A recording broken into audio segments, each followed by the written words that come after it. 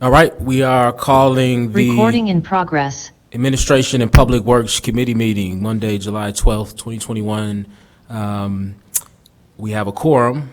Do I have a motion to suspend the rules? I will move to suspend the rules to allow Move for... suspension of the rules. Oh, sounds like we have somebody participating remotely who does not have a great audio connection, so I'll make that motion. I move to suspend the rules, allowing for remote participation in accordance with the executive order issued by Governor Pritzker. All right, is there a second? I second. Okay. Councilmember Newsma. Aye. Councilmember Burns. All right. Councilmember Reed. Aye.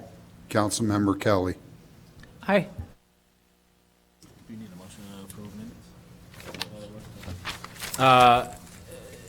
Do we have a motion? Do we have a motion to approve the minutes from our last meeting? I move approval of the minutes of the regular A&PW committee meeting of June 28th, 2021. Is there a second? Second.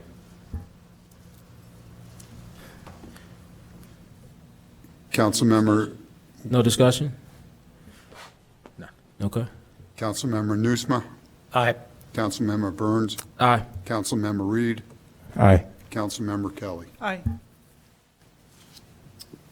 All right, this is the time for public comment.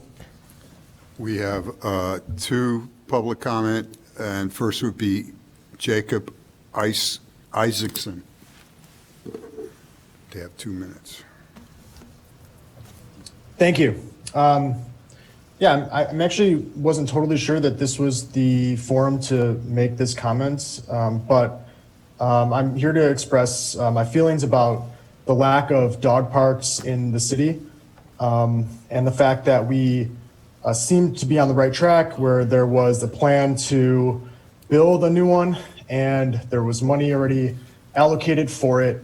It was coming down to site selection, and now it's apparently not moving forward because of, I would guess, the complaints of people who don't want a dog park at all.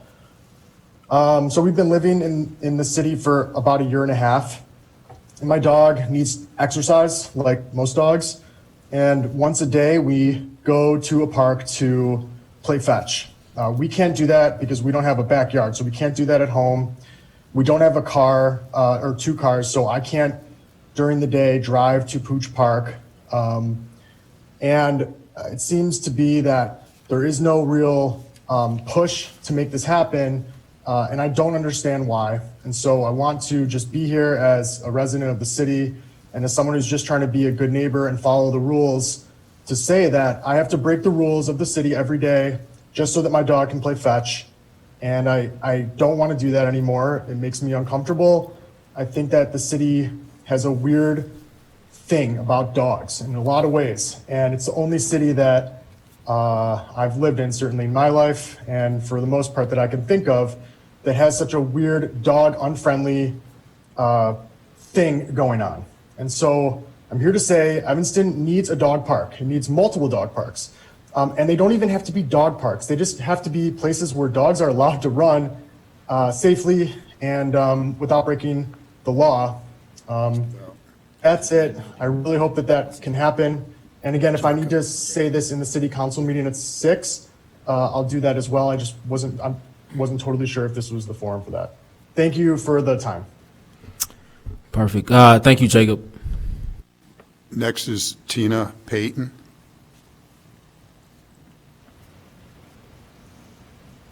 Hi, can you hear me?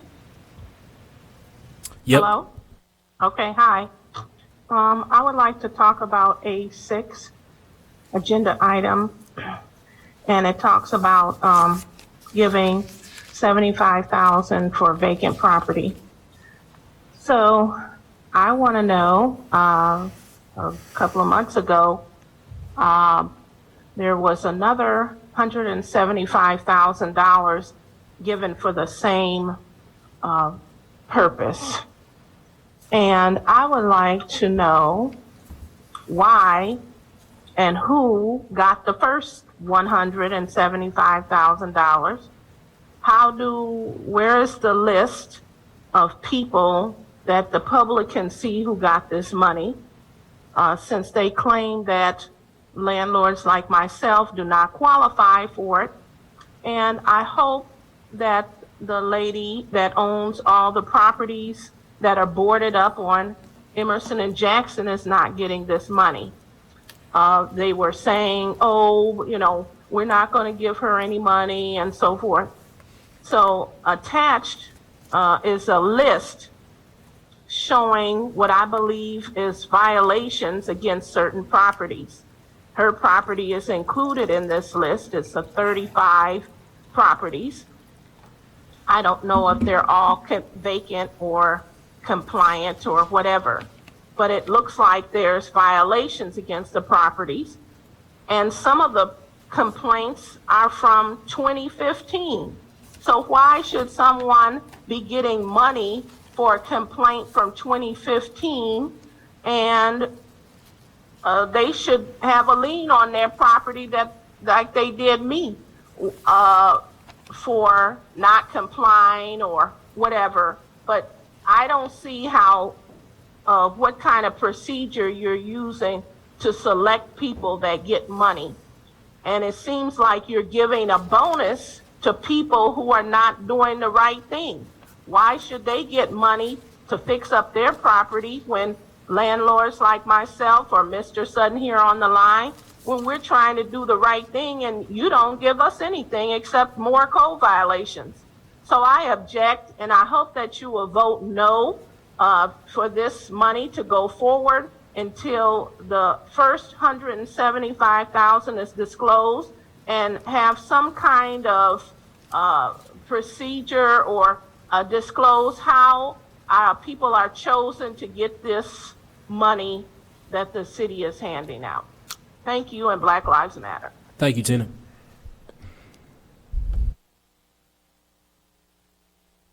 And then there's one more public comment from Mr. Vasilko in the Sixth Ward, who was unable to attend tonight, so I'll just read it in.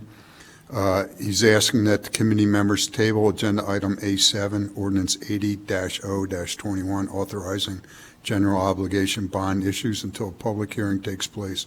Accepting this item, even for just introduction, commits the council to a property tax increase. Citizens deserve a question and answer period with staff and with council members when tax increases are contemplated. Ordinance 80-0-21 states that the debt service for the 2021 bond capital projects portions will be paid out of a future tax levy. The residents of Evanston are in no financial position to have property tax increases imposed upon them. The city manager is counting on you accepting A7 only for introduction and is still planning to sell the bonds on August 9, 2021, less than 4 weeks from now. Please table this item and set a date for a town hall discussion so that citizens can properly contribute. Thank you. Chair Burns. This is Luke Stowe. Carla Sutton would also like to speak during public comment. Okay.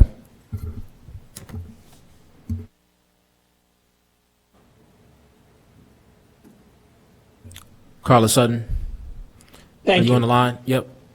Yes. First, I want to thank you for giving me this opportunity. And secondly, I would ask, since we have new members on the city council, I'm very concerned that we do not go back to business as usual with the deals under the table and behind and closed doors, and no transparency to the citizens. As a taxpayer in this community on one property for over 70 years, I find it very offensive that certain landowners in this, especially the Fifth Ward, can go without any kind of violations, without any kinds of action taken against their property. But yet people like me who are retired on a fixed income and depend on the income from the rental property can get no assistance at all. You can't lower our taxes. Then we see people boarding up buildings, and we see all this money going out.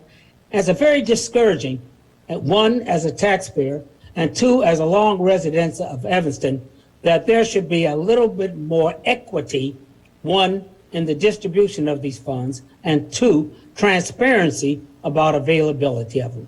Thank you, and I agree completely with Mrs. Tina Payton. Thank you. All right, thank you for your comments. Moving on to items for consideration, the consent calendar. Would anyone like to pull anything off the consent agenda? I would like to pull item A7 off of the consent agenda. I will add A2 and A5.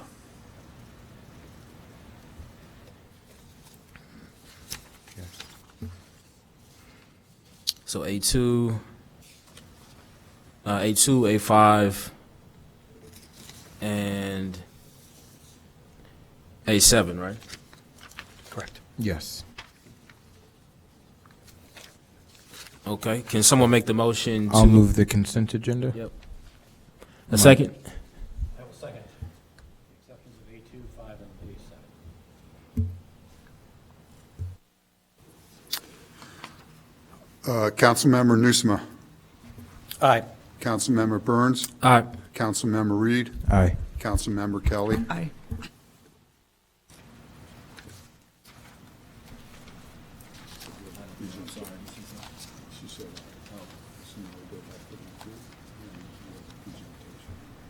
Okay, we have a presentation for A2. We should have a motion. Do we have a motion? I move item A2, the comprehensive annual financial report, for action to accept and place on file. Do we have a second? I'll second. Okay, now I think we have a presentation. Okay, so, hey, good afternoon, Chair and the members of the committee. This is Hitesh Desai, Chief Financial Officer. And without any delay, I would give it to Dan Berg, who is a partner with the Secretary Company, our auditor. So he would briefly go over the audit report and then take any question. Dan, take it over. And can you share your report, Dan? I will in just one moment. I wanted Sure. to thank everyone for allowing me to present the comprehensive annual financial report and the results of our audit. I also want to thank city staff, especially the finance department, Hitesh, Andy, Ram, and all the others that helped us with completing this audit on a timely basis and able to complete it remotely again this year.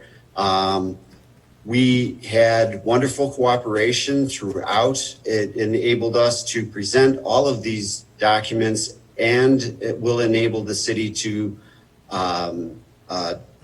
place this report and apply for the Certificate of Achievement for Excellence in Financial Reporting with the Government Finance Officers Association. So it's an award the city is accustomed to receiving, and we believe this report will once again receive the highest award available to financial reporting. I do have a bookmark version of this document, the comprehensive annual financial report. It's available to you. I've sent it to Hitesh, and he would certainly be able to share it with you. But I just want to hit a few highlights for the members of this committee, and I would be happy to entertain any questions along the way. So if you haven't had a chance to review this document, it is a little intimidating. It's pretty thick, and it's a lot of information to take in. So if you haven't had a chance to review it in detail, I would suggest that you begin with the letter of transmittal, which is in the introductory section and written by staff and gives a real nice synopsis of the city itself and kind of is a lead into the actual comprehensive annual financial report. So the next thing I'd like to point out is the independent auditors report. This, in fact, is the only part of the report that's actually ours. The rest of the report is all the city's information drawn from city's documents and assembled by us, but it's really the city's information. And on the second page, at the top of the second page of our opinion, of our report is our opinion.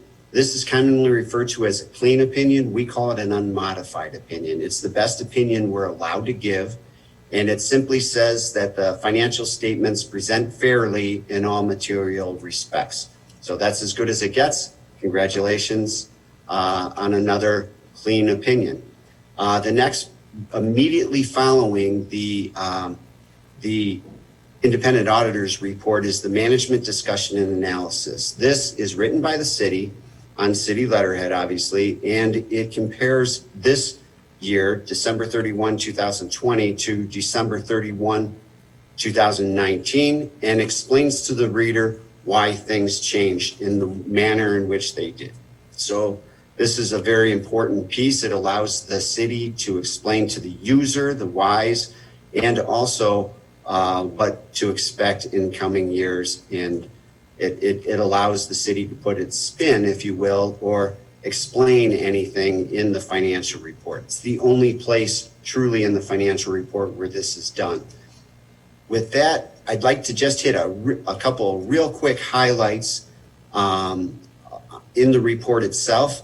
The statement of net position on pages 4 and 5 of the hard copy, 37, 38, 36 and 37, is the full accrual financial statements, except that in a government, we expand the equity section to try to explain to the users what portion of the equity can be used for general services and what must be spent on specific restrictions. So, and then finally, also the very first number, what cannot be spent. It's your investment in your infrastructure, your buildings, your equipment, your roads, your pipe in the ground, your parking structures, net of accumulated depreciation and net of any debt used to purchase and still outstanding, debt still outstanding, used to purchase or acquire or construct those fixed assets. So by far the largest investment the city has is in its infrastructure.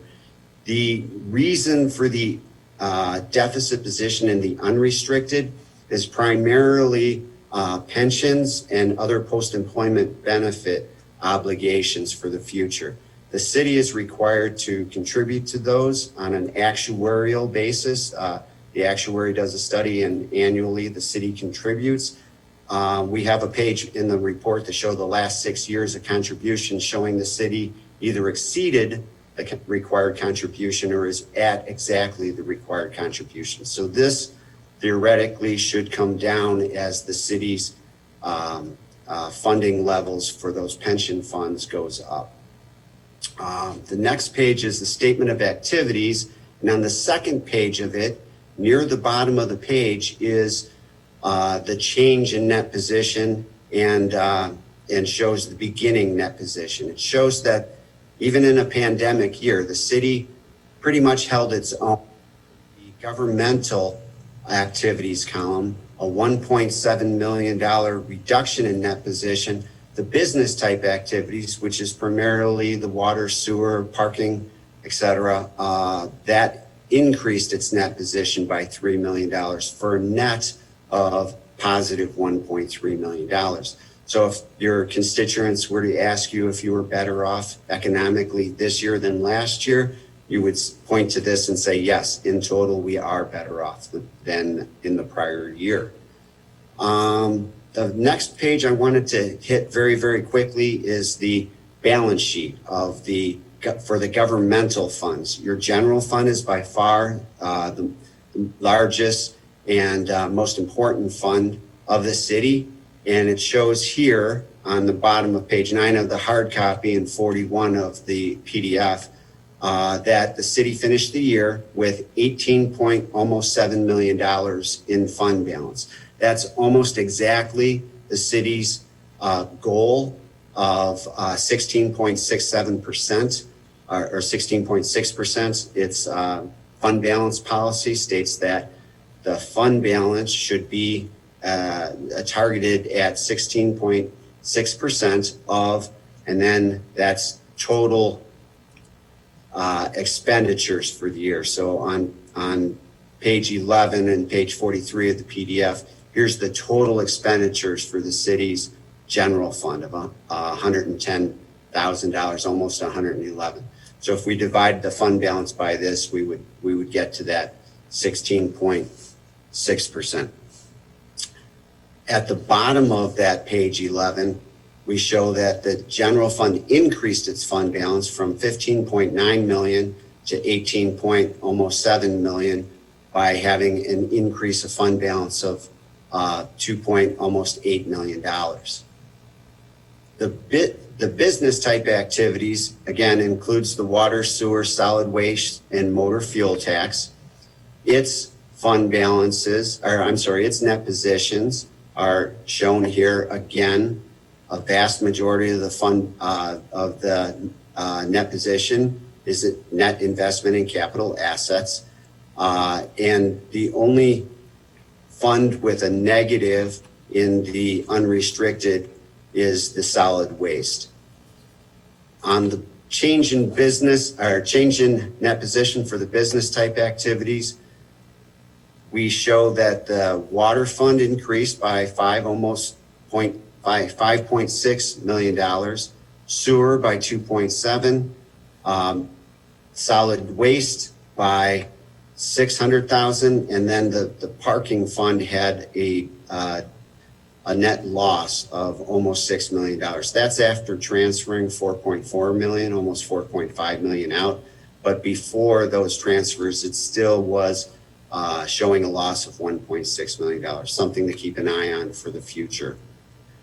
I bookmarked a few other pages here for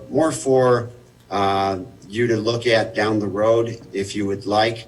I did want to show you that the pension funds, the firefighters and police pension fund in 2020 had an excellent year, as they did in 2019. That's very much a function of where the market is at on December 31st. It's a point in time measurement of the investments. And as you can see, the investments up here, the net appreciation was significantly higher than it has been in the past. Last year, it was even higher, so that the total change in that position was a positive 11 million for the firefighters and 16.8 million for the police. So again, that's a point in time measurement. As the portfolio goes at 12/31, so goes those funds. And then, because I'm always asked, I just wanted to show you the funding status of each of your pension funds. So on page 85 of the hard copies and 118 of the PDF is showing the IMRF at over 100%. So it's overfunded theoretically. Your rate should stay the same or maybe drop a little going forward. Once money goes into that pension fund, however, the city cannot draw it back. It's there to stay, and only your contribution rate will change to compensate for the overfunding in future years. Again, that's also as a result of a point in time measurement. You can see here the $43 million of net increase in investments for the IMRF fund, and the prior year was a net decrease. So as the market goes at 12/31, so goes these funds. IMRF is measured as of 2019 as well, not 2020. So that was the down year was 2018. I apologize. The police pension increased its funding level from 56 to almost 61%, and the fire increased it from 48 to 52 and 2/3. So with that, I'm happy to answer any questions you might have about this. We did issue some memorandum to the city council and the council members. One is a management letter, which shows that there were no material weaknesses, no significant deficiencies that we're required to bring before the city council and advise about those. We did have a couple of deficiencies that we talked about with staff and put those into a communication to the city council, but those aren't required to be communicated simply because they don't rise to the level of material weakness or significant deficiency. Sorry about that. With that, I'd be happy to answer any questions you might have about this document, the other documents that we issued, or anything else on your mind regarding the audit. Yeah, so to remind the public who has just joined us, this is 2020 Comprehensive Annual Financial Report. This is the audit report. It is for action to accept and place on file. And we have a question for Councilmember Reed. Go ahead. Thank you, sir. You mentioned our reserve fund. Is that a common, I presume you do these audits at for municipalities across the state. Is that a common metric that municipalities keep track of? Yes. We always recommend that cities, villages, counties, you name it, governmental agencies create a fund balance policy that would say how much they feel comfortable with as a floor or a target, if you will, for fund balances in their largest funds. And obviously that's the general fund for the city. So the larger the city and the larger your expenditures, the lower the percentage, but the dollar amount would still be fairly high. So $16 million that some of your neighbors would be 50% of their total budget for the general fund. But for the city of Evanston, 16.6% is still a significant dollar amount of about $18 million. Okay, and given... I'm sorry, and that's the way to calculate it too, and that pretty much is accepted generally by most of the municipalities. It's just a very, very common metric. Thank you, Mr. Berg. Could you please just stop the presentation so we can see you? Really? Okay. Councilmember Reed, any further questions? Yeah, one last question. Given Actually, I can't. Sorry. So given that, we have split certain, there we go, now we see you. Okay, given that we have chosen to, for example, our equity fund, or right, correct? We have an equity fund that was recently created. Manager Storley. Are you referring to the reparations fund? Do we not have an equity fund, a specific fund that was set aside, where we set aside equity dollars? Am I incorrect on that? No, we don't. I'm sorry, yeah. Councilmember Reed, yeah, we don't have any equity or reserve fund. Every fund has their own reserves or equity in that fund. I meant equity in the yeah. Oh. Not in the financial sense. Okay. No, we have reparations fund, but not the equity. Sure. Okay. So let's just use the reparations fund. So, for example, we split away the reparations fund, which could have been a general fund expenditure. Given that we have various funds that we can choose to split apart away from the general fund, and I'm asking, I'm sorry, forget the gentleman's name, the auditor. What is the best? Do you think a separate reserve fund would be a good thing for the city to undertake, having a fund that's separate of the general fund, an actual reserve fund, and also given that the general fund itself is not solid because we split things away from it at times and create separate funds. How useful do you think this metric is given that context? And how do you think we can better create a reserve?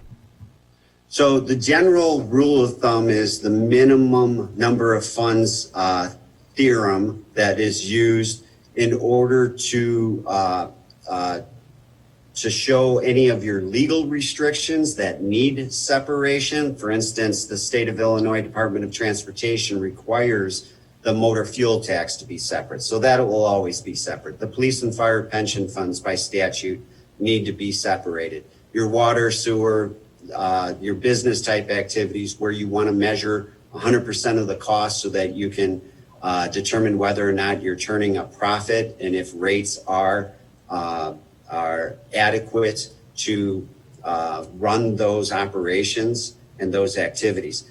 Many of the other funds are broken out for budgetary reasons or simply to be able to show the public that a specific revenue stream is coming in and being spent in accordance with however that revenue stream was being created. For instance, there's the Emergency Telephone System Fund. There are certain taxes that go in there and the expenditures are separated out to show the public and the administration and the city council exactly how those are being spent. Some of the smaller funds in the non-major funds of the report could certainly be reported as part of the general fund, but for whatever reason, during the budgetary process, during prior city councils, variety of reasons, were chosen to be maintained separately outside the general fund. Those funds, generally speaking, have fairly low fund balances because they generally spend about what they take in or, approximate that over time, maybe not in any given year, but over time. So combining many of these small funds wouldn't have a tremendous impact on the fund balance of the general fund, but it could certainly be done if the city chooses to reduce the number of funds. Councilman Newsom. So I'll pick up on Councilmember Reed's question, which, as I understood it, was a question as to whether or not it is allowable and/or would make sense to have a separate fund called the reserve fund, a rainy day fund. Councilmember Reed, is that what you're? Certainly, that was a part of it. Yes, thank you. So I'll start with that question. Generally speaking, in order to maintain maximum flexibility in spending down fund balance in years that your fund balances are higher, it's easiest financially and budget-wise to keep the general fund fund balance legally spendable by city council. So moving money or earmarking it in such a way that would constrain the city's ability to spend its general fund balance might be problematic in various months or years where revenues aren't as high as expected or expenditures are significantly higher than expected. So it's difficult to set aside those funds, but you could do it within the general fund without moving them out by creating legislation within the city council saying we want to have X percent as the floor that we want to maintain and not be allowed to spend. Something along those lines would work, and then we would show the fund balance on that balance sheet in the report separated to show that legal constraint on spending, if you will. Does that help? Yeah, so the way we do it now is fairly standard operating procedure. Is it fair to say most, if not all municipalities handle their account in the same way? Most. Very few have what is known as a rainy day fund. They might have fund balance policy levels, if you will, saying this is the bottom floor of what we're willing to have in the general fund. In emergencies, you could spend the next level up, and this is anything above this target level might be available for transfer to capital improvements or something along those lines. That's often the case. Okay, thank you. I have a question on page, it's either page 211 of 216 or page 246 of 453 or page 2 of something, I'm not sure what. But this is, I think, page 2 of your communication of deficiencies in internal control and other comments to City Council. Okay. And so if I'm understanding that memo correctly, you're saying that we do not have any significant deficiencies. We do not have any material weaknesses. But then on page 2, there is, under the category of deficiency, there is something listed there. So I just want to clarify what we're looking at. So a material weakness is a default deficiency in design of internal controls or their execution, which would allow a material error in the financial statements to get through without management notice. And a significant deficiency would be slightly less than that. A significant dollar amount could be wrong without management noticing it. We did have 8 journal entries, which for a city the size of Evanston is fairly small, but it is a few more than we've had in the past. And therefore, we are just recommending that the city take very good care in getting ready for the audit. And that's pretty much the sum total of that deficiency. It wasn't a huge deal, but this is not part of the management letter. The management letter itself is the one that is where the document where we would show a material weakness and significant deficiency. We issued that separately and there was none. So qualitatively, we're very good, not perfect. This is one way that we can improve. Correct, exactly. That's a very good way of putting it, sir. Okay. Thanks. And so also qualitatively, compared to similar communities throughout the state, we're doing fine. Is that a fair statement? From an audit standpoint, yes, absolutely. From an audit standpoint, meaning we have clean books. Meaning you have an unmodified, clean opinion, no material weaknesses, no significant deficiency. My job as an auditor is to tell you whether or not the numbers are correct, not to grade you on an ABC. That's Moody's and Standard & Poor's, not mine. All right, maybe we can have them in next time. All right, thank you. I only fell asleep once when reviewing this, so good work. That's awesome. I needed a good night's sleep anyway. That's it for me. Thanks. Councilmember Kelly. Can you explain why are the pension property tax receipts taken as income into the general fund and then transferred? I know this is not common, right? I think Wilmette and Skokie don't do it this way. Why do we take those receipts and put? It's required by our standards, government accounting standards. Actually, statement number 34 requires that the pension expenses, the amounts contributed to the pension fund, show as a public safety expense in the general fund. In order to accomplish that, we offset it with the property taxes. That actually gets deposited directly into that pension fund. Wilmette and Skokie, I believe, do not levy taxes for, or at least back in the day when I audited those two towns, they didn't levy taxes. They simply transferred money from the general fund, mostly sales tax, because they did not have a separate line item in their tax levy. I did not do their audit the past couple of years as I have in the past, so I'm guessing at that reason, but that's the way it was when I did the audit. So we didn't have the necessity to show that offset. I see. So the Accounting Standards Board requires that this be first transferred, these receipts are transferred to the general fund before being transferred to the pension. So they're actually deposited directly into the pension funds. We're just showing them as general fund revenue so that we can offset the expense and therefore show the total public safety expense at its gross and include the cost of the pension in the public safety expenses, trying to show the total costs of what it takes to run a police and fire department.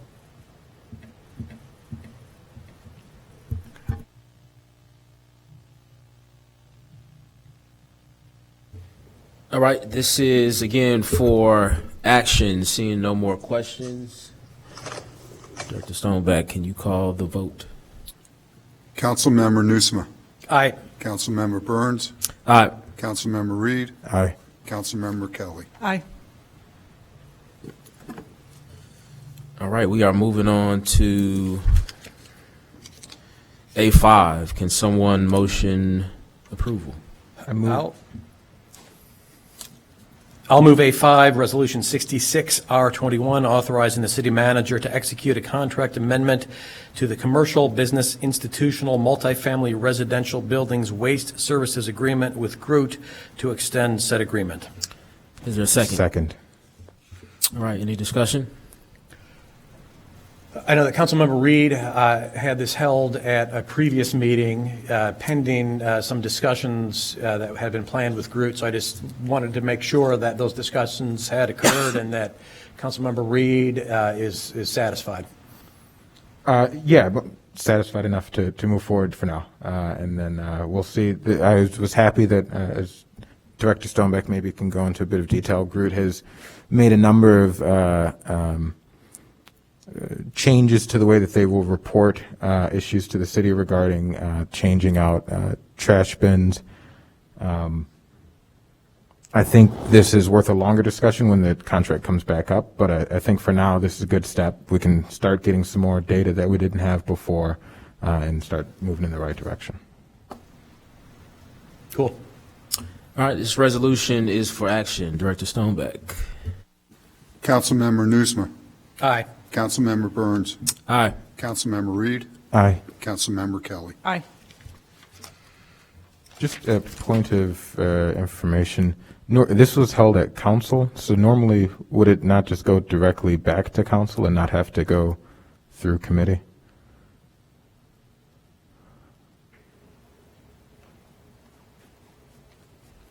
Good evening, Chair Burns and members of the committee. You are correct. It should have just been on the council agenda, so we'll make sure that that gets properly agenda'd next time. Thank you. Thank you. A7, can someone motion approval? I'll move item A7, ordinance 80-0-21, authorizing 2021 general obligation bond issues. Second. Any discussion?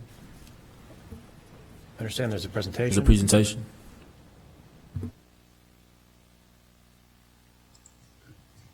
Okay, good afternoon again. It is the Chief Financial Officer. I think before I start the presentation, I think Erica would just kind of give a little bit of introduction and may share it. Erica? Thank you, Hitesh. Yes, Hitesh is a presentation that he's prepared for this evening. We're looking forward to having a discussion about the bond issuance and answering any questions that you may have. We do this on an annual basis, and every time we do this, I think it's important to have the discussion about how we borrow. It's a very complicated, sometimes it's more complicated than it needs to be, but the gist of it is that every year, we have a choice. We have a choice to decide how much money we're going to borrow and how much money we're going to pay out of pocket. And historically, we haven't had the financial capability to just spend general fund revenues for our capital projects. So Council has in past chosen to borrow for the entire amount of all of our capital projects. Going forward, as we think about how we're going to spend our ARPA funds that we've received from the federal government, it's important to think about this in the context of how we borrow. And one of the things that we are going to propose to the council is that we have a discussion about future capital costs and whether we might move towards a strategy of having a portion of our capital costs come from general fund revenue. When we were talking earlier with the auditors about whether or not we would set up a separate reserve fund for any dollars that might be in excess of what we're required to hold for reserve, I was remembering that we've never had that instance in the 15 years or 17 years that I've been here because we've never actually met our minimum level for our reserve fund. So we may find ourselves in a fortunate position if there's anything that we collectively can work towards over the course of the next year as we budget for 2022. We may find ourselves in a position where we have adequately funded the reserve fund, which would be a very big milestone, and that there may be some additional revenue above what we're required to keep in the reserve fund that the council will have the purview to decide what to do with. It will be my recommendation that we start to put some of that money towards capital and borrow a lesser amount. So for 2022, if it's possible, I'm going to propose in the proposed budget that instead of borrowing 100% for any projects we may undertake, that perhaps we can borrow 90% and fund 10% out of the general revenue. But looking at this in a larger picture, we also have to think about our current level of debt. And if there's a way that by borrowing less over time, we can reduce our overall debt. As we borrow more debt, we also are always paying down more debt. So that line is somewhat steady, but also, as you're probably familiar in your own household expenses, sometimes as people earn more money, they have a tendency to borrow more, partially because you actually have the capability to do so. But what I'll be recommending in future budgets is that we level off and try to decrease the total amount of our debt. It's very difficult to do that because we're a community that's very built up and very aged in our infrastructure. So it's not simply a question of we had extra money lying around in the past and we just chose not to resurface our roads or maintain our buildings. It's just that there was not that money in the past to do those types of things. But going forward, I think it's really important for us to have this discussion about how we're going to potentially look at creative ways to fund things that potentially weren't looked at before, such as consolidating assets, looking at ways that we can reduce our costs, and looking at ways that we can fund capital with some kind of mechanism that would move us closer towards not borrowing 100% of it. But those are all exciting conversations I'm looking forward to having with you. But before we start having that, I will ask Hitesh to go through his presentation and cover what he's going to cover about the current bond issuance, which is approved in last year's budget. The projects were approved in by last year's council for this current year budget, and many of those projects are currently underway. So Hitesh, please proceed. Okay. Thank you, Erica. Let me share my screen. Just give me a moment.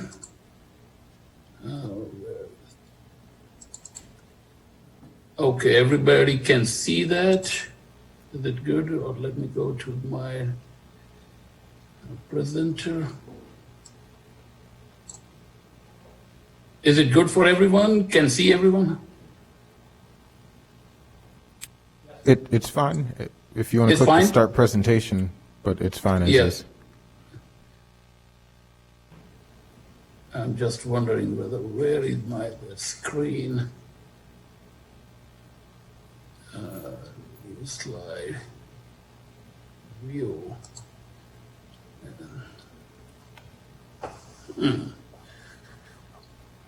It's under slideshow. Right, The top. it's like, okay, come on. You're close. Slideshow, yes. Yeah, there you go. And from presenter or from beginning, this is good? Yes. Okay, so this is the general obligation bond series 2021. It is both the aspect. So, let me just, sorry.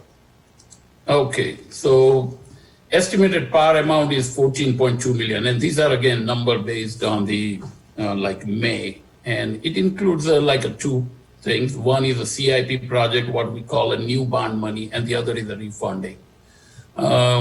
We are based on the numbers in May, as I said, the financial advisors, what they prepared, and even they are present here along with the bond counsel. So if you have any question for them after my presentation, we would entertain any question. Estimated premium is around $2 million. Annual debt service for 2022 and 2023 would be around $1.2 million out of these bonds. True interest cost, so where we take the amount we receive, add the premium, subtract the underwriter's discount, and come to the true interest cost. These are the tentative two dates, August 9th, 2021, because we have so many people kind of involved, the Chapman Cutler, who are our bond counsel, Sharon Levy, we have Spear Financial, and then the other banks and all that. So we have a lot of people, so that's why we have to have a calendar at least 3 months before we kind of plan all the things. So right now, sale date is August 9th, and the bond closing date is September. The next one is the CIP portion, which I call it new money. So the bond ordinance with you see that it's not to exceed. Generally, we put extra amount to give a flexibility so that, if we have favorable terms, we can grab it at the time of when we sell the bonds. But the new money projects not to exceed is $10.5 million. That again, the requirement is only $9.3 million, but we just grab, as I explained earlier, the higher limit.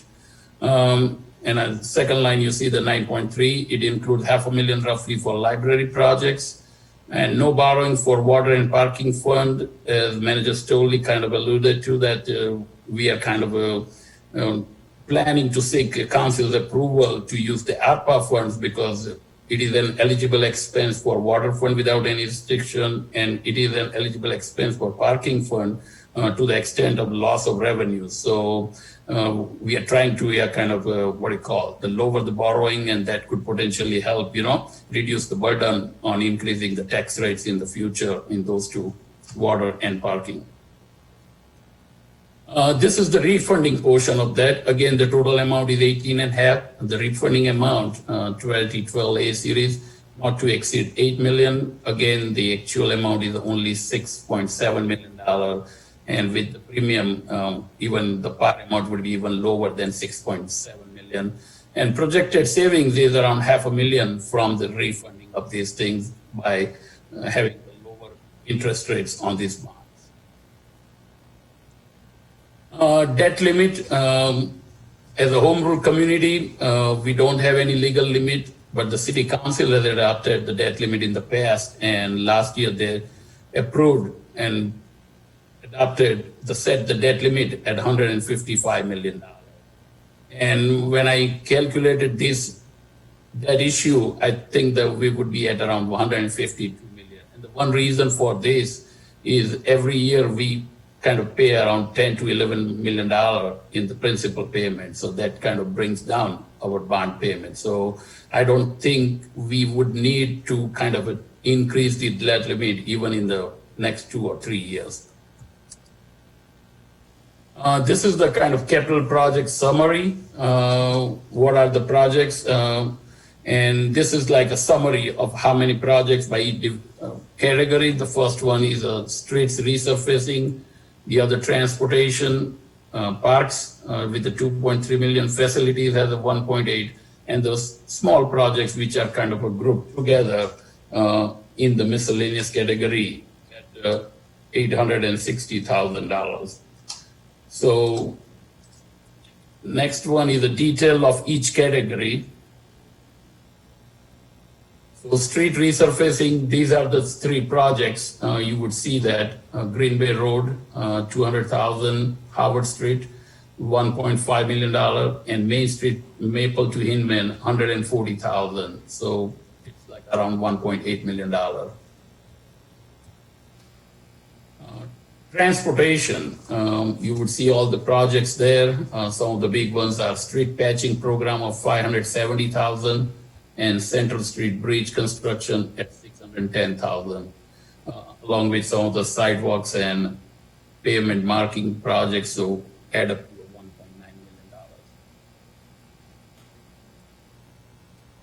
million. The third one is the parks, and you would see a lot of parks improvement, around $2.3 million. Some of the late addition is the James Park field lighting at $600,000. McCullough Park is at $890,000, so those are the 2 big, followed by shoreline stabilization at $300,000, and then you would see 6 or 7 different kind of relatively small projects under $100,000 in the parks category. Total of $2.3 million for the parks borrowing. And the last, the fourth one, kind of the facilities, and here HVAC for some of those buildings at $250,000, $600,000 for facilities contingency is always like we need the money, and particularly I think some of those, kind of increased cost in building materials and other supplies. Fire Station 4 renovation at a $250,000. So total facilities category at $1.835 million, including all these projects. The last one, as I said, miscellaneous. The big one is in-house engineering services, and then a couple of small projects, and total of $860,000. And then you would see the library fund I mentioned, $480,000. They have some needs, so that is the borrowing. We do it on their behalf. And you would see here too, originally we had, I think the city council approved last year as a part of the budget process, $2.4 million for water fund and 1.75 for parking fund. I think even these numbers are revised, but basically it stays right around $4 million requirement for water fund and parking fund. And yeah, so we don't plan to kind of issue the bonds, and instead, if the city council approves it, use the ARPA funds money to keep the borrowing at the minimum. And I guess that's it. Yeah, that is my summary. Now we will take any questions. Yeah, so again, this is ordinance 80-021 authorizing 2021 general obligation bond. This is for introduction. Councilmember Nusma. Thank you, Hitesh. I have a question about some of the items that we are planning to spend this money on. For example, roof evaluation, bridge inspection, renewable energy project support. These are not capital expenses. I understand bonds are normally used to pay for capital expenditures. And so can you speak to the inclusion of these, non-capital expense items in this bond issue? Hi, my name is Laura Biggs. I'm the city engineer. So I've worked with Hitesh in putting all of this information together. The roof inspection and bridge inspection are capitalized because they lead to construction projects. The renewable energy support project, that money was put in to, again, do studies that would lead to actual constructible projects so that they can be capitalized then. All good stuff to do. I just want to make sure we're not abusing the power, our bond privileges, to pay for stuff that isn't capital related. That was my main question. I have a lot of questions that Hitesh and I will follow up on separately in the interest of everybody's time this evening. Councilmember Kelly. Yeah, and I do want to circle back to that point about the in-house costs, which are some $860,000. I have questions about whether some of that were in appropriations within our budget for costs for salaries, and if so, what are we doing with that funding that would be freed up as a result? So, Hitesh, can you tell me, do we have, why doesn't the city redeem more than 1 year at a time? In other words, like how much of our debt is eligible for refinance? Because what happened is 2 years back with the tax law changes, it used to be that when we advance refund the bonds to take advantage of the low interest rate, it used to be the tax exempt. But 2 years back, the federal government, the IRS and all that, they changed the laws. So now if we do any advance refunding, we cannot do the tax exempt. It has to be a taxable. So then you essentially lose any advantage you might have otherwise. And so what we have to do is like when we issue the 2012 bonds, which we are refunding, there is a call set at that time that, okay, these bonds would be callable after 8 years, 10 years. And that's what we are doing. As soon as they become eligible, we are refunding that. And that's why even we have to kind of keep our bond closing date in the September, because we can only do 90 days before the December date when they were like first due. And so that's the kind of main reason we are going as they become refundable and doing the current refunding portion only. So are you saying the amount that we are refinancing now, that is the total amount that we can refinance, that's callable? Right, which is a current refunding, which is a tax exempt, and that's where you have that kind of a advantage. And I mentioned, I think that, okay, we are estimating around $500,000 in the savings. And what is the plan with that $500,000? Where is that going to go? What project will that fund? What's the plan for that $500,000 it's of not savings? tied into it's not tied into any project. The only thing we decide, I work with the financial advisors that, okay, how I want to take the savings. Do I want to take it over the next 10 years, 5 years, 2 years? Generally, my tendency is to kind of more interested in the present value, and we always like looking for the, less borrowing. So, and to have a reduced debt service. So generally we take it in the first 2 to 3 years. So that will go towards principal. So that means the reduction in tax levy for the debt service fund.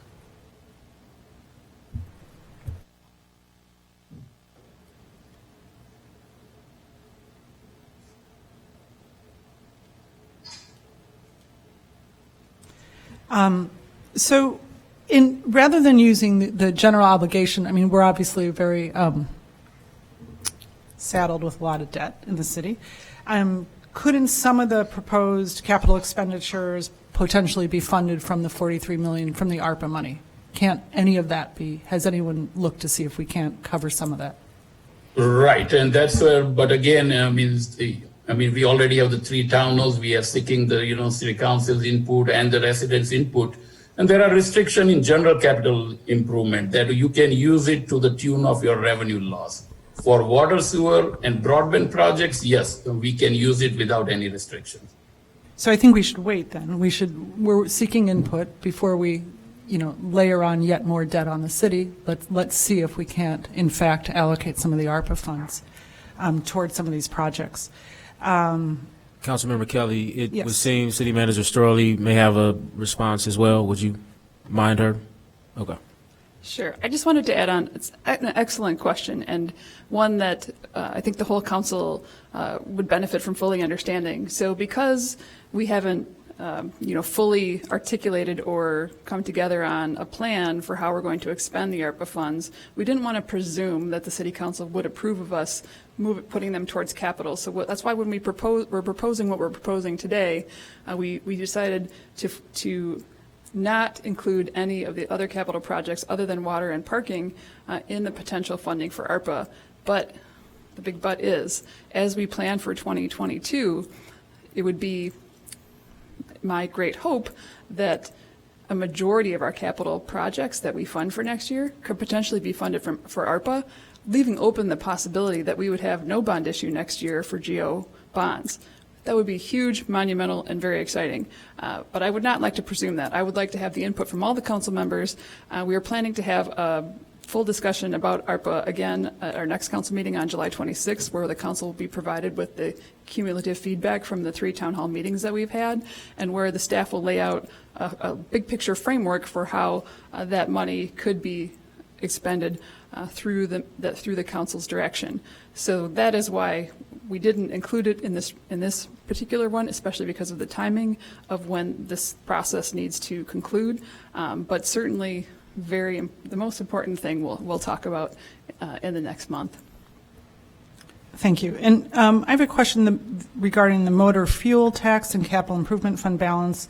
That grew by about $3.4 million in 2020 as a result of spending less than the revenue that we received. So why can't we use that money towards some of these projects?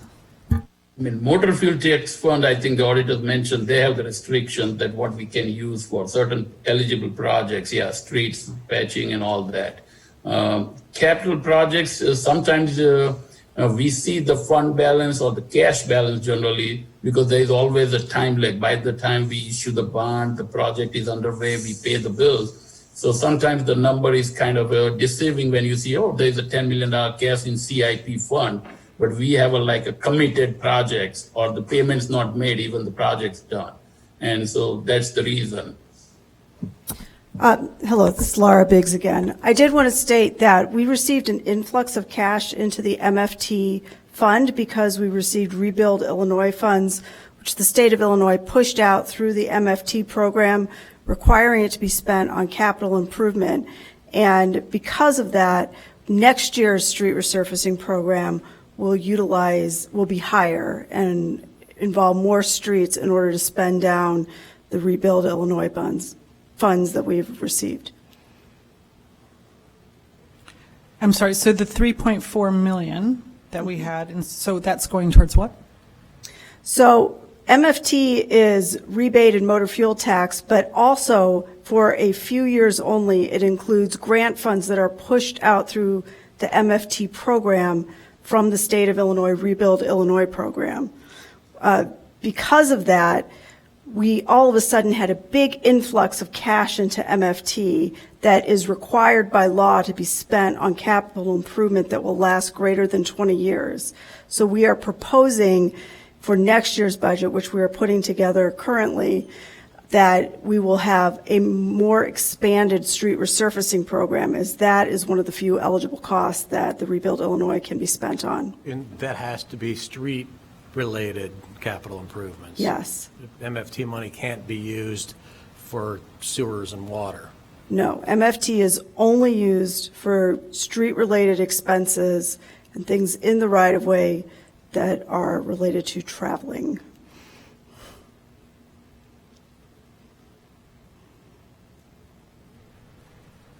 Okay, thank you.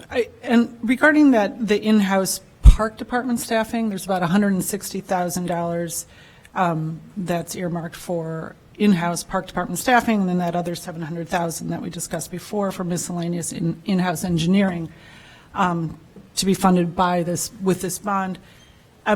Is any of this $860,000 in-house costs already funded in the general fund budget? Let me make one quick clarification. The stuff that is in parks that is marked as in-house is actually where the majority of the project was proposed to be done with in-house staff, but the funds that are budgeted are not to reimburse staff costs, but are to reimburse other costs, such as getting soil borings or having electrical engineering contracted out. So in the in-house, though. So the in-house staff is not accounted for in that way. Only the line item for $700,000 for CIP salaries is actually directly going to salaries. The rest of it was indicated as in-house so that it was clear that that was a staffing commitment by the staff to do work that. So it's staff. I mean, we're paying staff. If it says in-house, we're not outsourcing. No, a portion of it has to be outsourced because our staff cannot take soil borings. Our staff cannot do electrical engineering. So there were portions that were outsourced on these projects. Why wouldn't it be listed then? I mean, I'm just a little bit confused. It says in-house. So my question is what portion of this was earmarked, was allocated already in the general, in our general fund budget? So that's a complex question because staffing for engineering employees comes from a number of different funds. And the $700,000 line item for staffing that's marked under miscellaneous costs, that goes directly to engineering salaries. But there are other funds that engineering staff are paid out of dependent on the work that they're doing. So for example, staff that's working on water main projects are paid out of the water fund. Staff working on parking garage projects are partially paid out of the parking fund. I would need to look to find out what percentage of our costs are Thank you. coming That would be directly great. from Yeah, I'd the- like to know what percent was actually already, included in that budget. Yeah, I would just like to add that there is no double counting of the salaries. So if we're budgeting it in the capital as part of bond issuance, it's not also budgeted in the general fund. So like when Laura was explaining our in-house park staff, our in-house engineering staff working on parks projects, that money is going 100% to services that were rendered not by city employees. So we wouldn't be. But it says in-house. Yes, because the project is being managed by in-house staff, but the work is being conducted. But almost everything here is being managed by staff. I mean, everything listed on here we have outsourced and it's managed by staff. But it's listed in-house because it's directly paying, or else we wouldn't have. I mean, everything on here, we outsource a lot of things and it's listed as capital project. If I'm understanding correctly, for example, the Mason Park expansion study listed as an in-house project, 30,000 of which were bonding, but presumably the entire project is significantly more, and that's all in-house. How much more? 200,000, 300, 400, 500,000? So that particular one is proposed to start in phase one planning, and I would estimate that we would spend approximately $60,000 this year if we were going to do all of it outsourced, all of the work that was supposed to be done this year. However, some of that stuff can be done by in-house staff. Running the community engagement is a big piece of what's done during planning. However, some pieces can't be done by in-house staff, so they are contracted out, such as, in that case, there's a major soil boring and surveying effort that would have to occur. So it says in-house here, that doesn't mean every single dollar is in-house. Yes. It means In those cases, the majority of the projects would be done in-house. And we'll be clearer in our future capital so this does not cause confusion. And just let you know, if 5 minutes is a standard, you are well within your time, Councilmember Kelly. So if you have more questions, please continue. A question regarding the library. The library had a 2020 operating surplus of $625,000, I think about, an endowment earnings of $621,000, and $1.28 million balance in its capital improvement fund. Why do they need to issue $480,000 bonds for maintenance capital projects?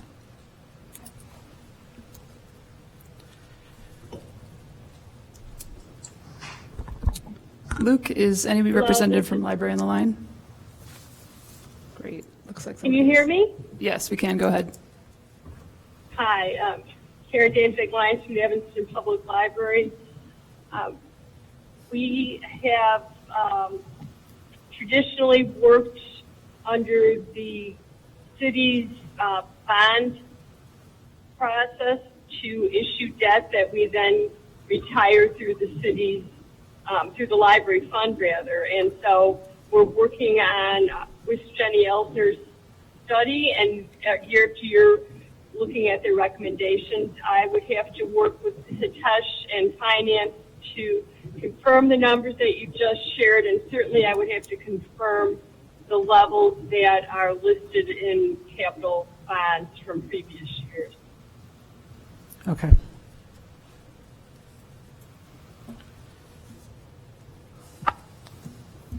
Okay, another question. We had some projects that were indicated to be 2022 projects. I think $890,000 for McCullough Park,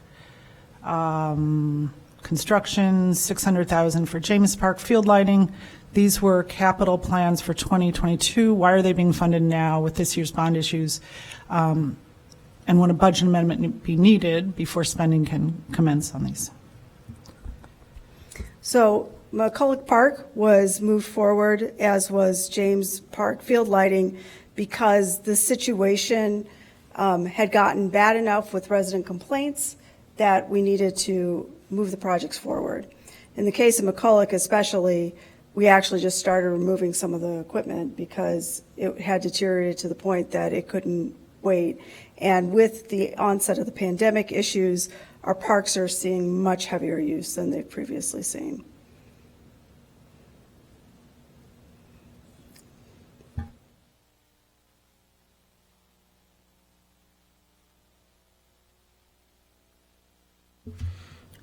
Any more questions, Councilmember?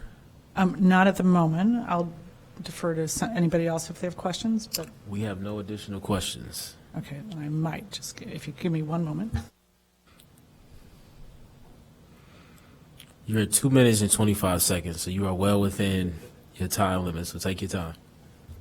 I mean, the big concern here is that we're funding, I think, close to $2 million in annual maintenance projects with bonds instead of figuring it into the annual project, into the annual budget. And I think this is, a serious issue.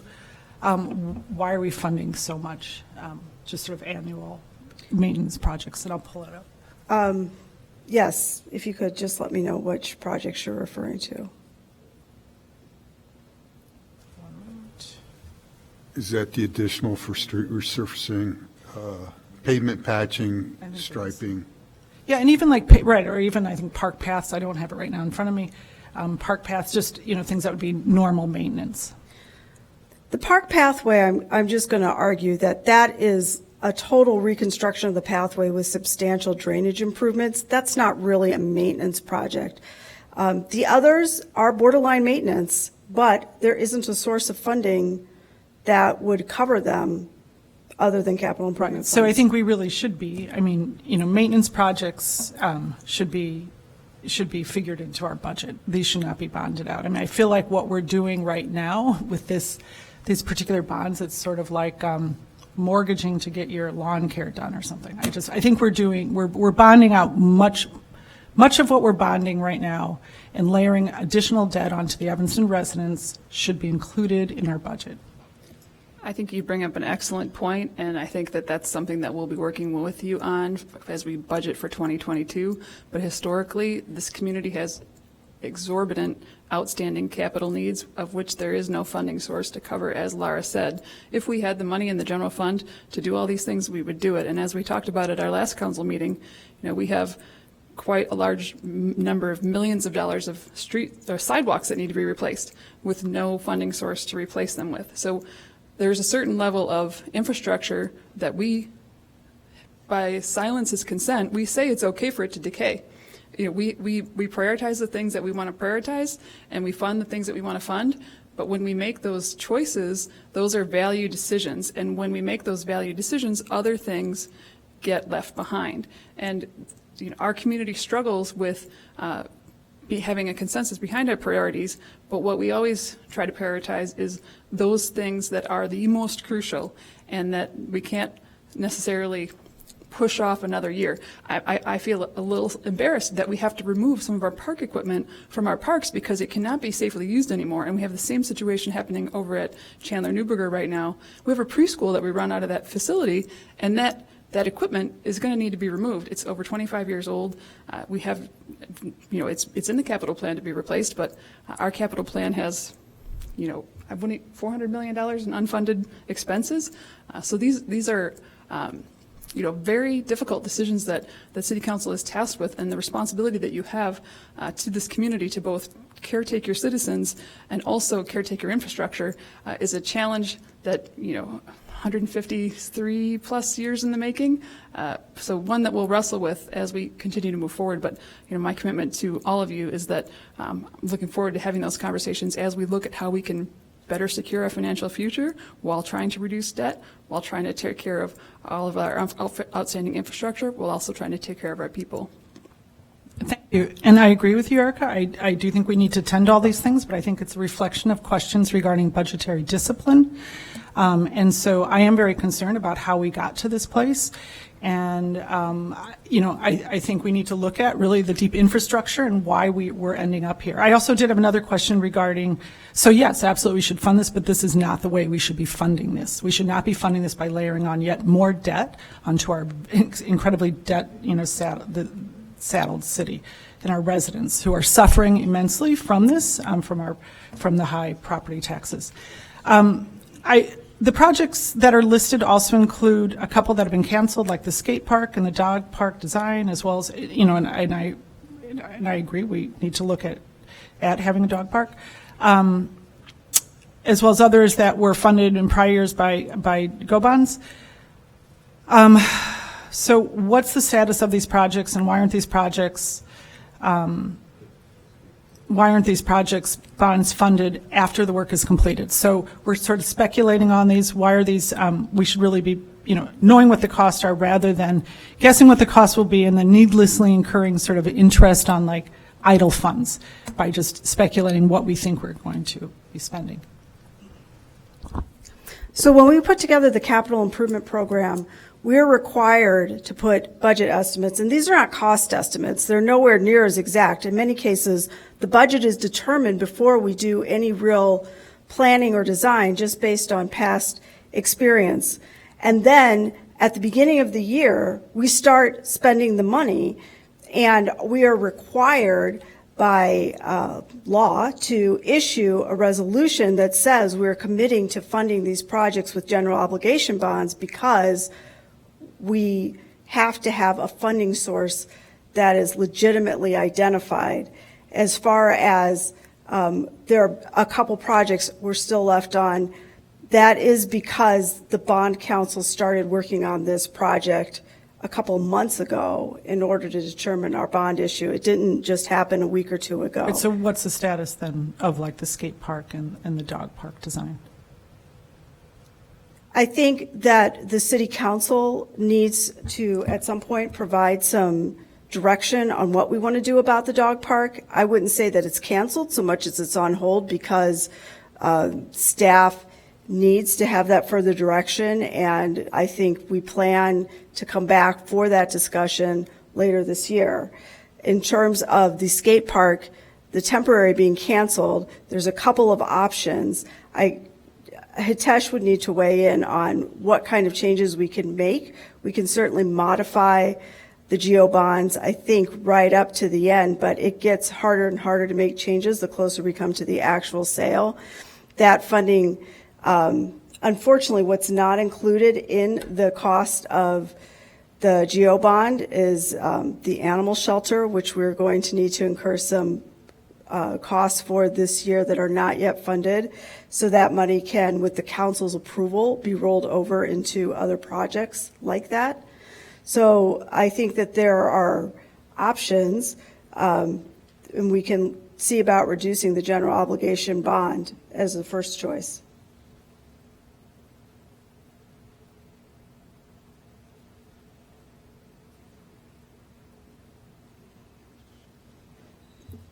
Any more questions, council member?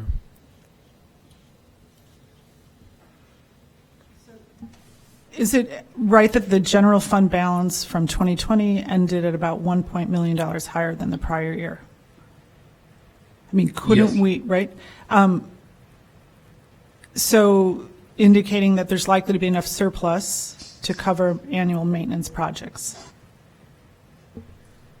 I mean, with that, we made it to the 16.66. I think the auditor mentioned that. And again, the general fund, the way it was presented, that balance includes the human service fund, like he mentioned, some of the small funds. So that is one of the funds which we can kind of roll into that, along with there's one more called foreign fire insurance fund. Human service fund has, out of that $18 million fund balance, roughly $1 million fund balance. So the net general fund balance is around 17 and a half if we take that human service fund balance out. But the general fund, you're right, added 1.7 million in 2020.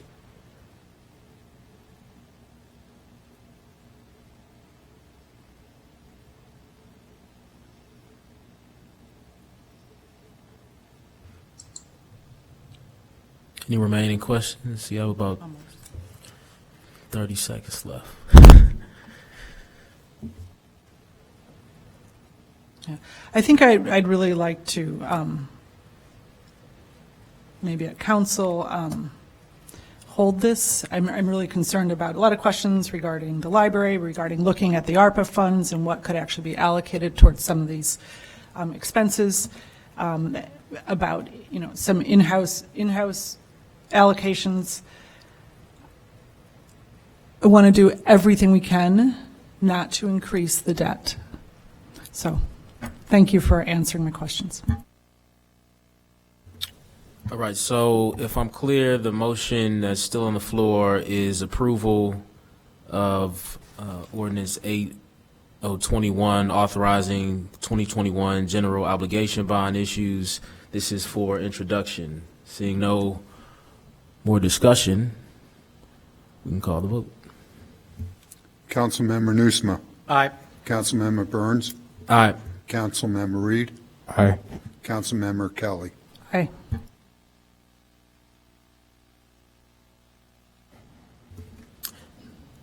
That is all. Seeing no more. I'm sorry, I'm seeking. Oh, Councilmember Reed. Recognition. I'm sorry, I left something off in the agenda earlier in the bill, so I'd like to make a motion to reconsider the consent agenda. We have a motion to reconsider the consent agenda. Is there a second?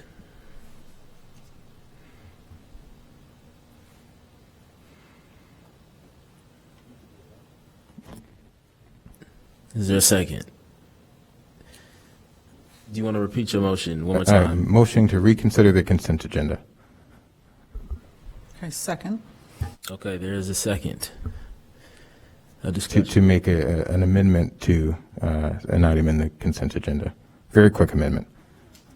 So it takes a 2/3, so 3 of us will have to vote in the affirmative for the reconsideration. And then we'll, Okay, you got your second. So where are we at now, Director Stomach? What do we need? I'd like to know what we're voting on before I vote. This is a discussion. well, we're voting to reconsider the consent agenda at this moment. The purpose for reconsidering the consent agenda is to make an amendment to A1.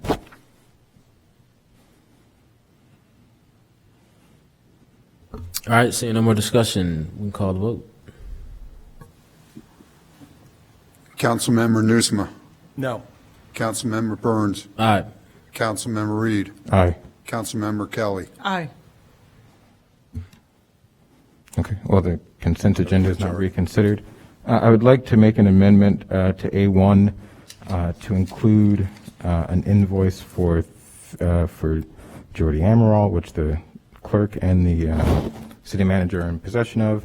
I think, excuse me, sorry. I think the way to go about it is to remove item okay. A1 So from the I'll remove consent item agenda, A1 from and the then yeah. vote on the consent agenda without A1, and then make the amendment that you proposed to A1 and vote on that. Okay, so I'll remove A1 from the consent agenda and then move approval of the consent agenda. I'll make that motion to approve the consent agenda as modified. I guess I'll second it. Is there a second? Yep, a second. All right. Councilmember Nusma. Aye. Councilmember Burns. Aye. Councilmember Reed. Aye. Councilmember Kelly. Aye. Okay. Now I'm seeking recognition to amend item A1 to include an invoice, as I just mentioned, for $3,185. Do we have a second? I'll second. All right, discussion. All right, seeing no discussion. I'm sorry, what was the amendment? I just didn't catch that. To amend the bills list to include, to raise the dollar amount by $3,185 to cover an invoice that, for Jordy Amaral, which has been submitted to the clerk's office as well as the city manager's office. All right, we have a motion, a second. In anticipation that this will come up for discussion during council meeting, I'll refrain from commenting at this point. I'll second. Yeah. All right, can we call the vote? Councilmember Nusma. No. Councilmember Burns. Aye. Councilmember Reed. Aye. Councilmember Kelly. Aye. All right, seeing no more items for consideration, the way I understand is we do not need to roll call out, so I'm going to say this meeting is adjourned. And we have City Council up next. We'll start 5 or 10 minutes. Let's just say at 6:15. So City Council will start at 6:15. Thank